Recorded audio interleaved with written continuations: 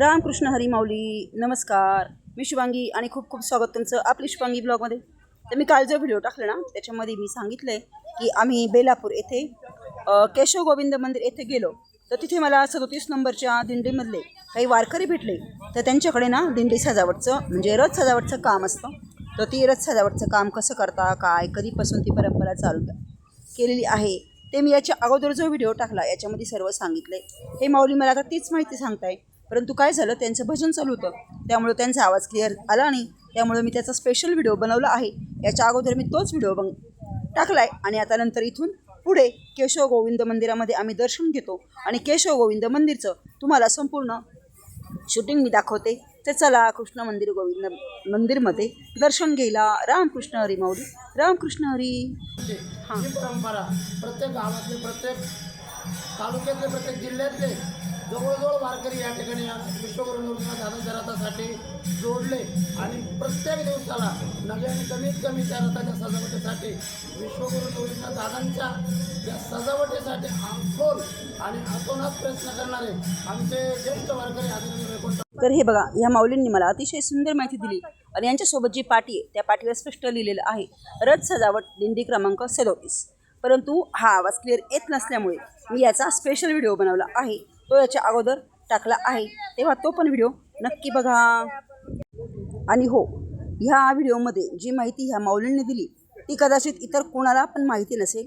कारण आहे ना, सगळेजण हाच विचार करतात रथाची सजावट होती पण त्याच्यामागे काय इतिहास आहे, काय कारण आहे हे कुणालाही माहीत नाही. तेव्हा नक्की तो व्हिडिओ बघा, तुम्हाला पण समजेल रथाची सजावट का केली जाते, कधीपासून केली जाते आणि का ही परंपरा सुरू झाली आहे. बघा, आजही रथाची सजावट खूप सुंदर, खूप छान फुलांनी खूप मस्त केलेली आहे. तर अशी रोज नवीन सजावट केली जाते.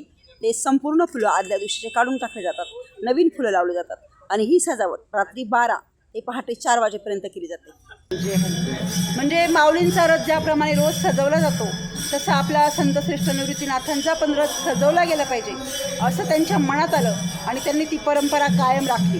बघा किती छान. म्हणजे खूप खूप कौतुक तुमचं, खूप म्हणजे कौतुक केलं जातं आणि खूप सुंदर रथ सजवलेला असतो दररोज. मला एका ताईंनी कमेंट केली की रथ दाखवा ताई, परंतु काय होतं खूप गर्दी असते, रथाची शूटिंग एवढी करणं शक्य राहत नाही. तर पण मी आज नक्की रथाची शूटिंग करेल आणि तुम्हाला दाखवेल. कारण आमची दिंडी ना रथाच्या पुढे असते 2 नंबरला आणि रथ मागे असतो. शूटिंग करेपर्यंत आमचे लोक खूप पुढे निघून जातात, पण काही हरकत नाही.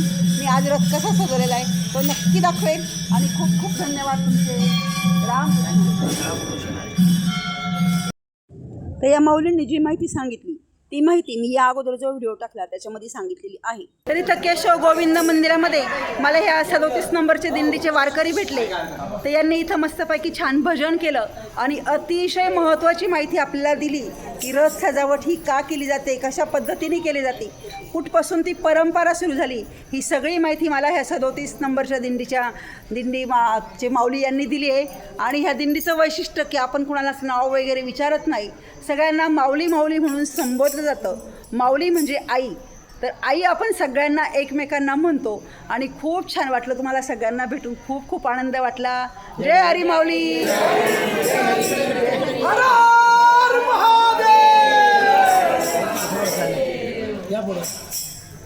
चला, खूप खूप धन्यवाद सगळ्यांचे.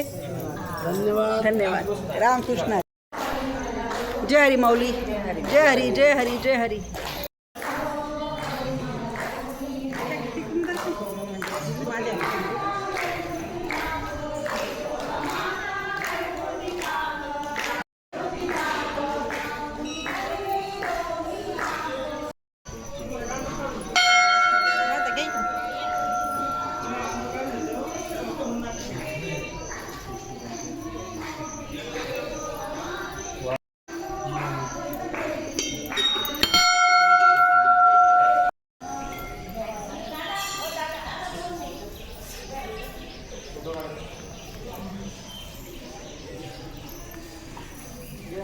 जय हरी माऊली. मोरया गणपती बाप्पा मोरया, मंगलमूर्ती मोरया. इथे आहे कृष्ण ते नुसतं स्क्रीन लावलेलं आहे, तर स्क्रीनवर सगळे कोण वारकरी कुठे, कोण वारकरी कुठे हे दिसतंय. बघा इथे देवीचं मातेची. तर हेच ते मंदिर आहे केशव गोविंद. आणि हे बघा इथं केशव आणि गोविंद खूप छान अशा मूर्ती आहे. आणि दरवर्षी ना इथे येत असते मी पालखी आल्यानंतर. मागच्या वर्षी नाही यायला जमलं, पण यावर्षी आवर्जून मात्र आली, कारण तुम्हाला आपण सगळ्यांना याचं दर्शन घडवायचं होतं. इथे आहे केशव गोविंद मंदिर. तर इथे ना आम्ही दोघींनी दर्शन वगैरे घेतले. हे आल्यापासून आम्ही दुसऱ्या मैत्रिणींना सोडून दिले. त्यांना विचारणार राग येतो, आता हिला काही माहीत नाही, त्यांना सगळं माहिती आहे, तर त्या काही चुकणार नाही. पण ही नवीन आलेली, त्याच्यामुळे मी ज्या बरोबरची सध्या तिथं मागच्या दिंडीत तुम्ही बघितलं माझ्याबरोबर भरपूर मैत्रिणी होत्या, त्यांना राग येतोय माझावाला. पण स्वारी, मंजुळा अक्का स्वारी, पुष्पा अक्का स्वारी. तर इथे श्री दत्तात्रेयांचं छोटंसं मंदिर आहे. तर केशव गोविंद मंदिर परिसरामध्ये हे 3 छोटे छोटे मंदिर आहे. तर इथे संत ज्ञानेश्वर माऊलींचं मंदिर आहे, विठ्ठल रखुमाईचं मंदिर आहे, संत सावतामाळी यांचं छोटंसं मंदिर आहे. हे बघा ज्ञानेश्वर माऊली, विठ्ठल रखुमाई आणि संत श्री सावतामाळी यांचं मंदिर आहे. इथे पण आम्ही दर्शन वगैरे घेतले.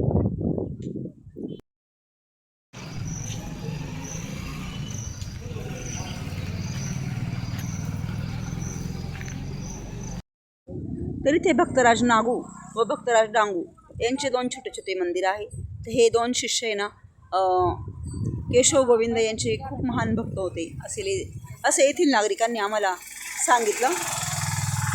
भक्तराज डांगू. तर इथे केशवदास स्वामी समाधी मंदिर आहे.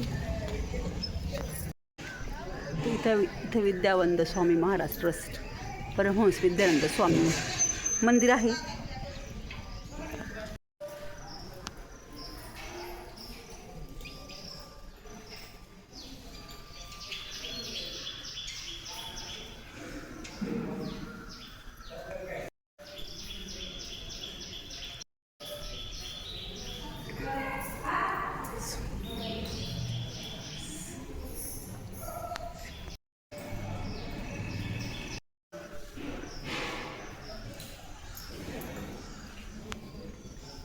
तिथे परमहंस स्वामी महाराजांची मंदिर आहे. स्वामी महाराज मंदिर आहे. इकडे बऱ्याच मोठा हा असा पार आहे. इकडे पण त्यांची समाधी आहे. बघा इथे बहुतेक आहे ना स्वामी महाराजांची ही समाधी असावी. तसंही स्वामी महाराजांचं मंदिर आहे. इथे आम्ही दर्शन घेतलं आणि आता निघतोय आम्ही पुढे. चला. जय रे माऊली. जय माऊली. हे स्वामी महाराजांबद्दल तुम्हाला काय माहिती आहे? स्वामी महाराज त्यावेळी होतो स्वामी समर्थाचा अवतार आहे. हो का?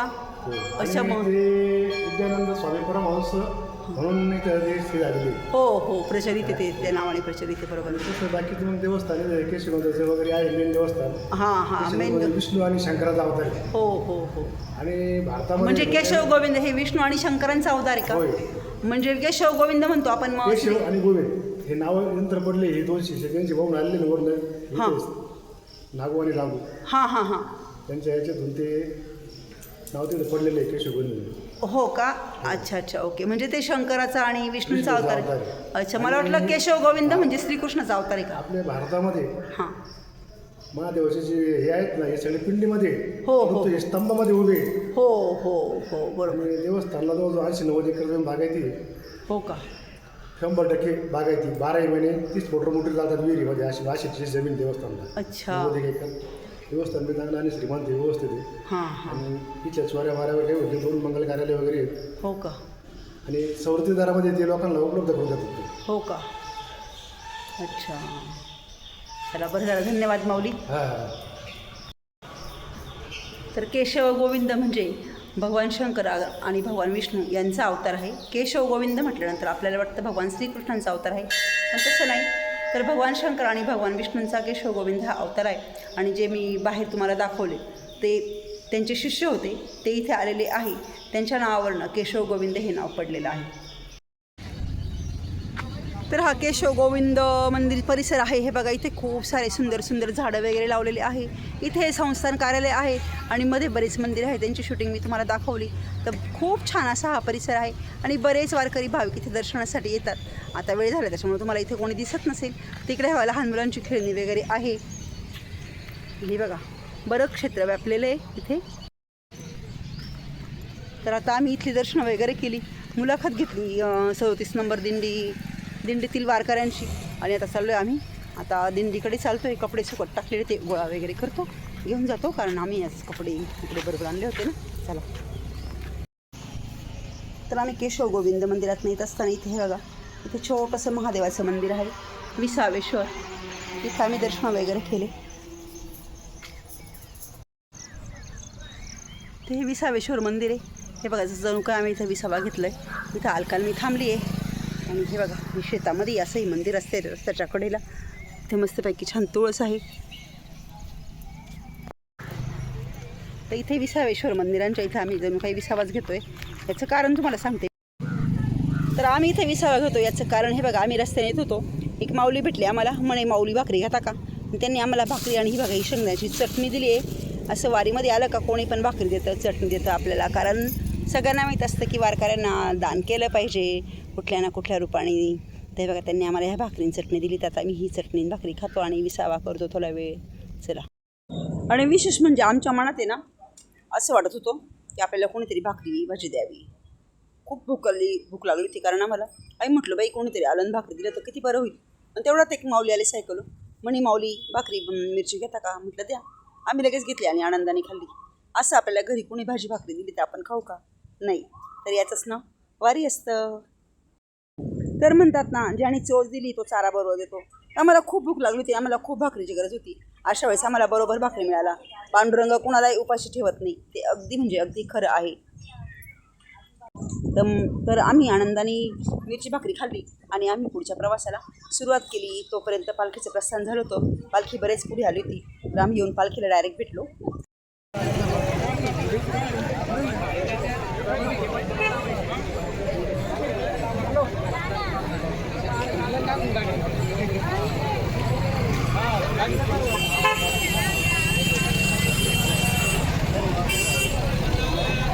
निघणार सर.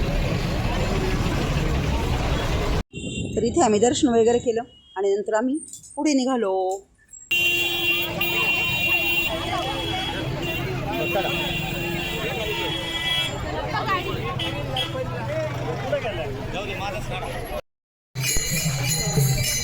कालपर्यंत इतका पाऊस होता आम्हाला रेनकोट घालून चालावं लागायचं, तरी आम्ही ओढं घ्यायचो. आणि आज हे बघा, रेनकोट घातला आहे, स्कार्फ बांधलं. त्यांनी पण स्कार्फ बांधलं होतं. मी कॅमेरा काढल्यावर सुरू केला त्यांनी, तर मला सवय झाली. कधी ऊन कधी खूप मजा आली पावसामध्ये आम्हाला. आणि आज बरा पाऊस उन्हामुळे थोडंसं वाटतंय, पण काय नाही, भगवंत आमच्या बरोबर आहे. त्याला पातळी मोठी चालाय चालायला खूप वाटते, चालायला मजा येते, मजा वाटते. चला.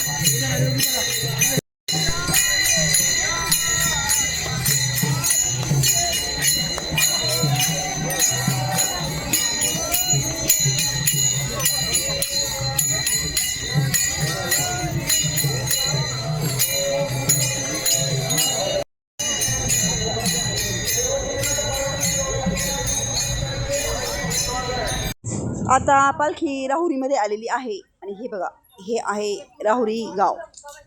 तर राहुरीकर बरेच रस्त्याने उभे होते दिंडीचं वारकऱ्यांचं स्वागत करण्यासाठी आणि छान त्यांनी जागोजागी मंडप वगैरे उभारलेला होता. चहाची बिस्किटांची वाटप चालू होती. आणि हे बघा, हा लोगो मला आवडला म्हणून मी याचं फोटोशूट केलं.